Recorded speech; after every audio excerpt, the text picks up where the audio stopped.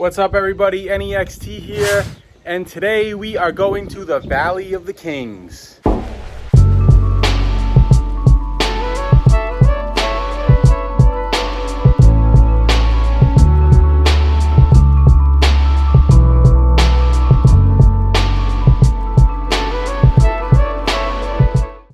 Located west bank of the River Nile, we can find what is arguably the most famous cemetery in the world. It was called the Great Noble Necropolis of millions of years of Pharaoh, and for 500 years, it is where most royals of Egypt's New Kingdom era were buried. 62 tombs and 20 unfinished pits have been discovered here, 7 of them in the large West Valley of the Kings, and the rest in the East Valley where we're headed today. Our driver relates his story about driving for Henry Kissinger and dealing with Secret Service who wanted to drive his car. They won't drive the car? He want to drive my car. Oh, he want to drive your car? I said to him, sorry, this is my car. I drive. You know, the police was... Oh, yeah, like the security guards. Yeah. I said to him, don't worry, I'll drive the car. Wallah Kissinger, he's good man. He's peace man. Yeah, Secret Service, yes, like secret police from America. Yes. So they wanted to drive the car for Kissinger, but you decided to drive it for them? Yes. I said to him, he's good man, he make peace. I have to drive with him. Where's the police station? To be at whole night. I go there in the morning to get the car. Yeah, perfect timing. They all left for lunch. We're gonna have the Valley of the Kings to ourselves. So as you can see, there's pretty much next to nobody in the parking lot, only 1 or 2 other buses because we timed it right. Using my own experience as a tour operator here in Egypt, we made sure we came at a time when we know that there's not many tourists, so we'll pretty much have the Valley of the Kings to ourselves today. On the way out. If the tombs don't make you feel claustrophobic, the vendors certainly will. Nothing worthwhile ever comes easy. One doesn't take the A train to get to Mecca. The journey to the destination is all part of the experience. It's an expression of the seriousness of one's intent. Unfortunate for these vendors today, our intent is not related to anything material. We are here to see something intricately related to the spiritual, but we can still have some fun along the way. Rasta never die. Welcome. Tamam, Rasta never die. Tamam, Masri Bob Marley.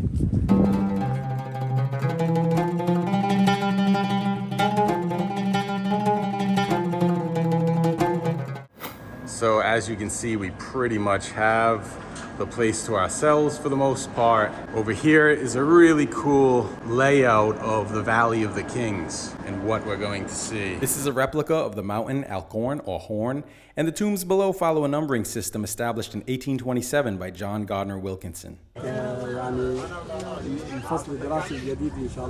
this is your first time at the Valley of the Kings, Trinity? What do you think? So here are the tickets. We have the 2 general tickets for Karina and I, which are 240 Egyptian currently, and then because Trinity is young, she gets a student ticket, which is only 120 Egyptian. And then here's our ticket for the ride. So you have to actually get a separate ticket for the basically shuttles in the entrance, otherwise you walk the distance from the entrance.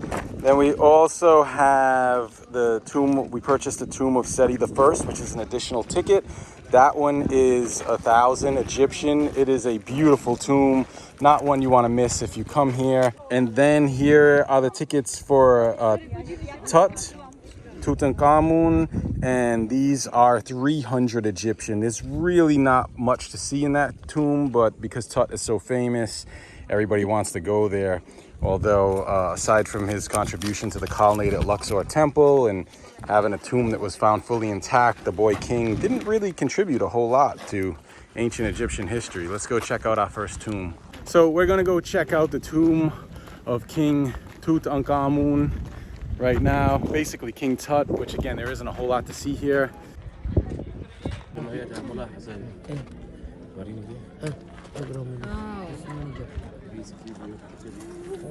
What do you think, Trinity? Excited to see King Tut?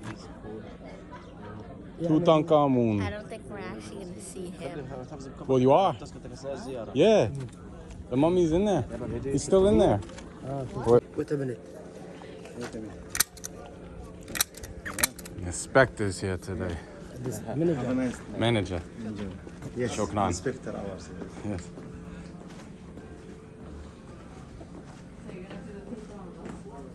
Yeah. Oh, okay. Well, you spent a lot of time there,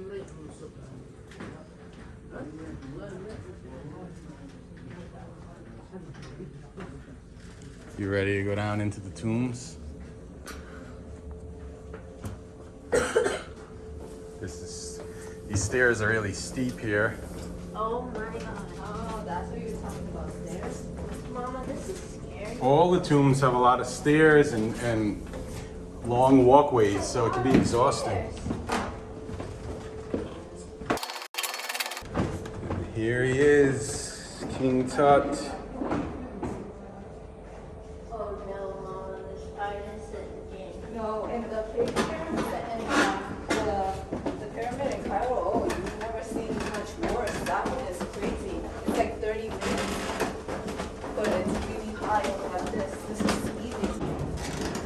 It's the mummy of King Tut. Is that him? Yeah, Oh, I didn't even know he was yeah, he's in here. They're gonna move him. He's in. They haven't. It's real. It's him. Oh my goodness, I thought they had him in the museum because they have all his stuff there. Died a young boy. He's the one that built the colonnade at Luxor. He died young. He was like a teen, preteen or teenager. When we go to Cairo and we go to the Cairo Museum, you'll see the gilded tombs. It was like almost like Russian nesting dolls, like one after another. Over here, Tutankhamun, in the presence of Anubis or Anpu, is receiving life from Hathor. Then we have the Amduat, King Ai as a priest, performing the opening of the mouth ceremony for King Tut in an Osirian form. And then Book of the Dead, spell 1. There's all to see in this one. This one's small. There's nothing to see in here. There's only a couple that are open. What do you think? Your first tomb, King Tut. What do you think? Oh, take a picture. It's a tomb. Yeah, there's a tomb where they were buried. The others are much deeper, wider. There's more to see. This one's not a whole lot. Yeah, that looks like pictures. So we just checked out the tomb of King Tut, Tutankhamun. So now we're off to see the tomb of Seti I, which again is an additional ticket, very expensive one, 1,000 Egyptian, which is about $63 US.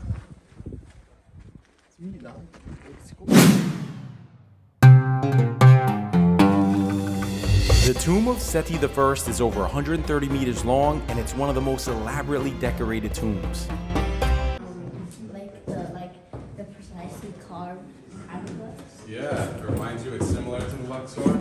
Yeah, because the different kings use different kinds of hieroglyphs in the Temple of Man, so that's why it's like that. These are all magical spells that are intended to get the king. So the king, yeah, The people know what that says. yeah, into the afterlife. And this is where you're gonna find the most like metaphysical stuff. Yeah. When you go to the temples, it's mostly like cartouches and titles. Here, you're gonna see a lot of stuff that people don't understand. Yeah, Still. all the spells and stuff like that. Yeah. All the snakes. That's scary. Whoa.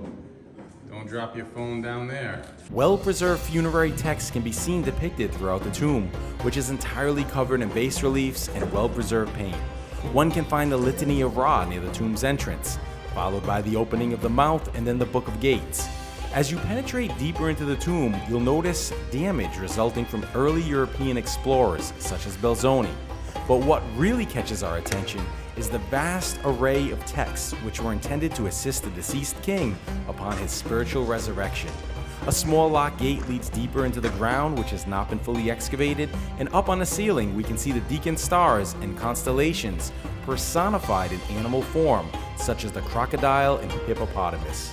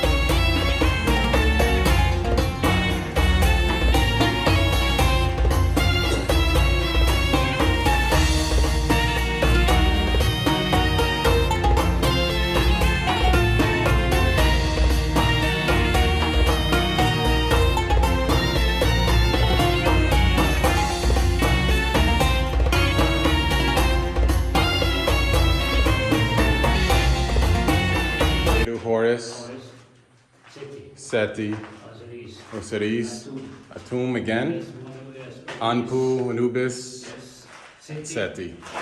Seti with Osiris.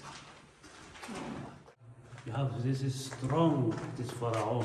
This pharaoh is strong. Oh, Yes. okay, that's what the Yes. you're speaking on the strength of that.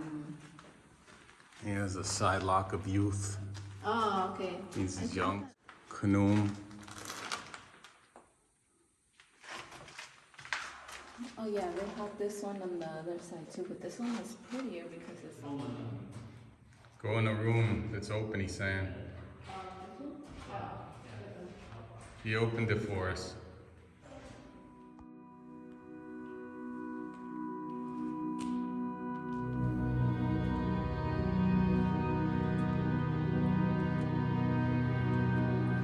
Snakes and cities.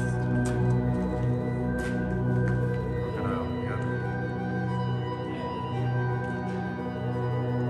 This looks like Hathor. Sister.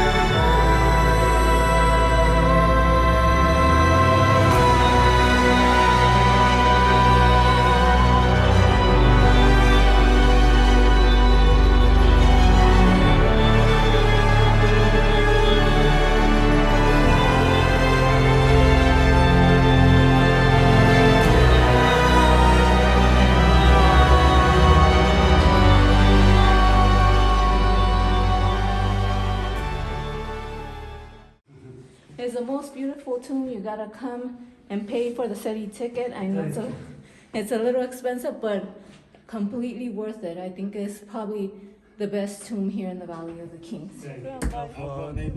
Bye-bye.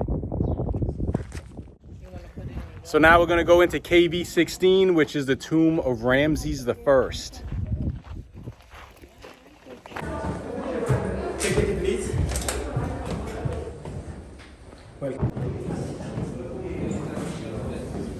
So this is Ramses I. This wasn't too bad. Ramses I was already quite old when he came to the crown, after a military career under Horemheb. He died at only 16 months after becoming king, so this tomb was completed quickly. What might have become a corridor, typical of tomb building protocol, became instead his burial chamber. Inside the tomb, we are confronted with a red granite sarcophagus painted red with bright yellow figures detailed in black. It's easy to access without much to see, as it's the smallest royal tomb in the Valley of the Kings, even smaller than that of King Tut.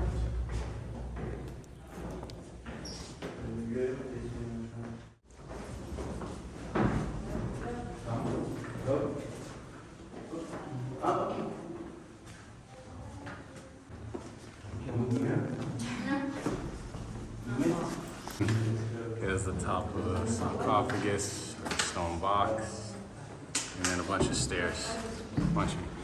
Not as decorative as Seti 1, as you can see a lot of the walls are bare. It's pretty much just that room. So that was Ramses 1. We only see reliefs at the very end of the tomb, not really a whole lot to see here. Pretty sober for the most part. Come out of the tomb. Amen. Amen. Amenhotep. So as you can see here, you get your tickets punched. This has a hole in it that's already been used, so it's good for 2 more tombs. So now we're gonna go down and check out Seti 2.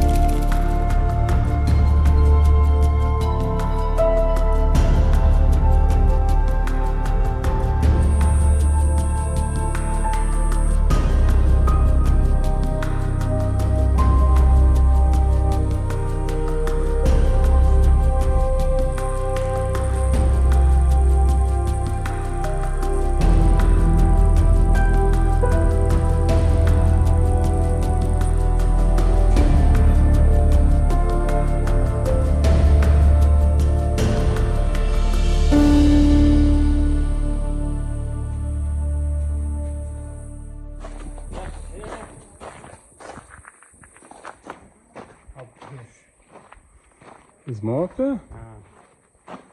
Yeah. So here's the tomb of Tutmosis I. But unfortunately this is closed.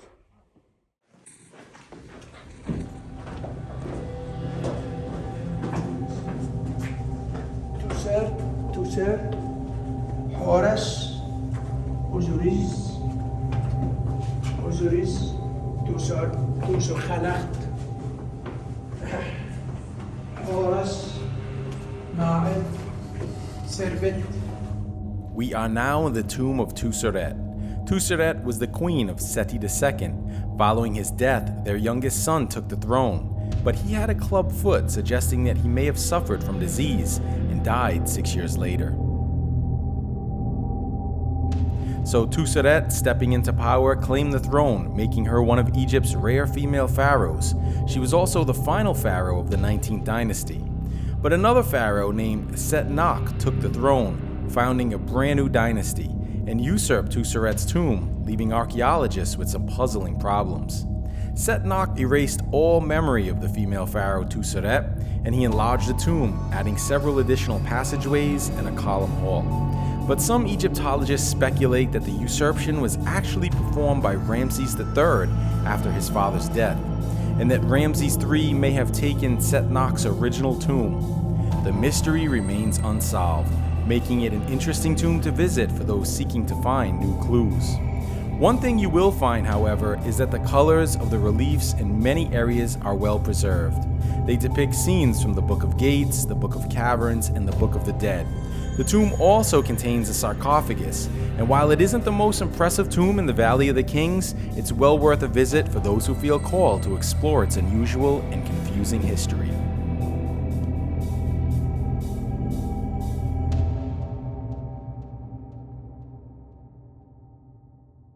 It's tiring because of all the stairs, and it's really like dry down in the tombs. So as you guys can see, we pretty much have had the Valley of the Kings all to ourselves for the most part. You too. Shukran. So that was our day at the Valley of the Kings. As you guys can see, again, we pretty much have the place. So just a little traveler tip, when you come here to the Valley of the Kings, the best way to do it is actually to come at lunchtime around 1 or 2 o'clock in the afternoon, because this is when all the big major tour groups and buses pull out, which pretty much leaves you the Valley of the Kings to yourself. They all leave for lunchtime. You come in, you have the place to yourself for the most part. This is when I leave my tours during the day to make it most convenient. It was amazing. I enjoyed it.